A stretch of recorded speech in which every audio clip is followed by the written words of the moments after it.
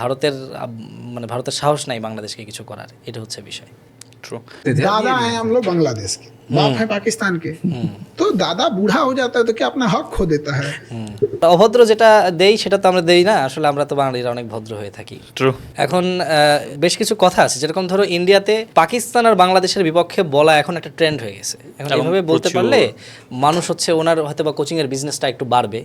ছোট ছোট কোমলমতি শিশু যারা আছে তারা মনে করবে আরে খান স্যার উনি তো পাকিস্তানের বাপ হয়ে গেছে, বাংলাদেশের দাদা হয়ে গেছে, পাকিস্তানের বাসের প্রচুর কন্ট্রাক্টর পচাইছে। হয়ে গেছে, হ্যাঁ। বাস আগে চলে গেছে, এখন সে নিয়ে যাবে, তো স্যারের কাছে তো তাহলে পড়তে হবে, এরকম একটা ব্যাপার হইতে পারে। আর না হইলে ওনার হয়তো বা সামনে নির্বাচনে দাঁড়ানোর ইচ্ছা আছে।